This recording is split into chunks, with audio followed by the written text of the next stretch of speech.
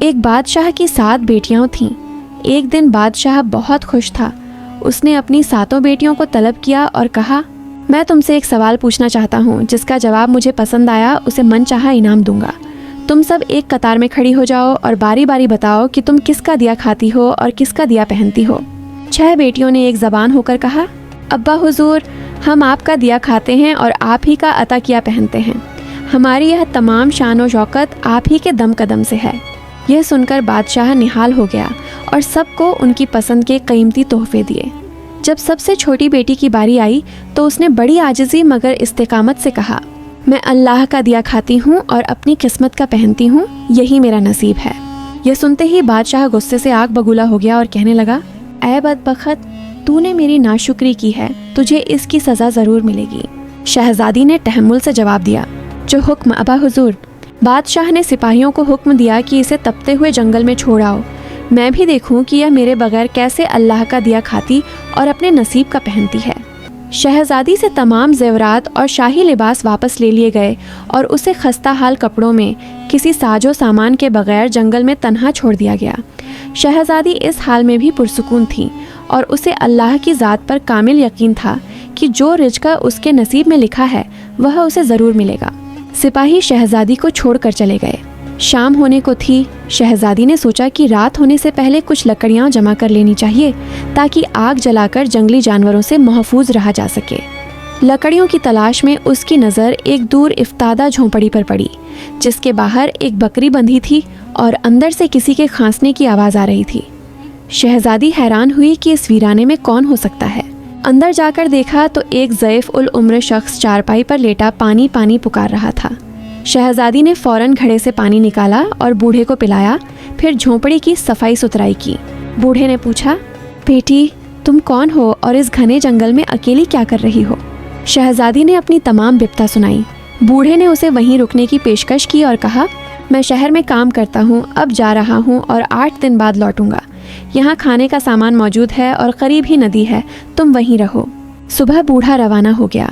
شہزادی نے صفائی کے بعد بکری کا دودھ نکالا، آدھا اپنے لیے رکھا اور آدھا ایک برتن میں ڈال کر جھونپڑی کے باہر ایک کونے میں رکھ دیا کہ شاید کوئی بھوکا پیاسا جانور پی لے۔ اگلی صبح جب شہزادی اٹھی تو دیکھا کہ دودھ کا برتن خالی تھا اور وہاں ایک نہایت نایاب اور قیمتی لال یاقوت پڑا تھا۔ زمین پر سانپ کے نشان دیکھ کر شہزادی سمجھ گئی کہ اس نے بچپن میں سنا تھا کہ جب کوئی نایاب سانپ خوش ہوتا ہے تو بیش قیمت لال اگلتا ہے۔ اس نے وہ لال اٹھا کر سنبھال لیا۔ 7 دن تک یہی سلسلہ جاری رہا اور شہزادی کے پاس 7 قیمتی لال جمع ہو گئے۔ جب بوڑھا واپس آیا تو شہزادی نے اسے سارا قصہ سنایا اور 3 لال اسے دے کر کہا، شہر جا کر انہیں بیچ دیں اور اپنے ساتھ ماہر معمار اور مزدور لے کر آئے تاکہ یہاں ایک محل تعمیر کیا جا سکے۔ باقی 4 لال شہزادی نے مالا بنا کر گلے میں پہن لیے۔ کچھ ہی مہینوں میں جنگل کے بیچوں بیچ ایک عالیشان محل تیار ہو گیا جہاں شہزادی اور وہ بوڑھا رہنے لگے۔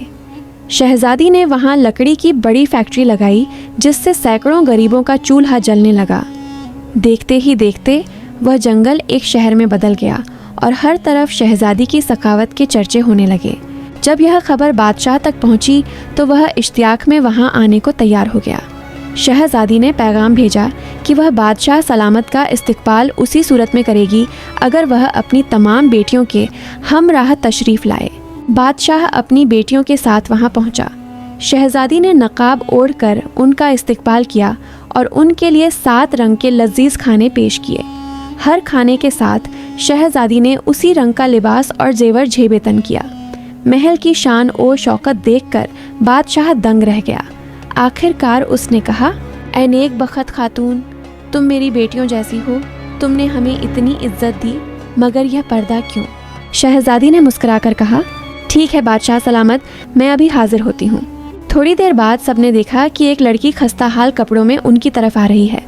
بادشاہ نے غور سے دیکھا تو حیران رہ گیا کہ یہ تو وہی چھوٹی بیٹی ہے جسے وہ جنگل میں مرنے کے لیے چھوڑ گیا تھا۔ بادشاہ کی آنکھوں میں آنسو آ گئے اور اس نے کہا، بیٹی، میں تمہیں یہاں سے واپس لے جاؤں گا، چاہے اس کے بدلے مجھے اپنی پوری سلطنت ہی کیوں نہ دینی پڑے۔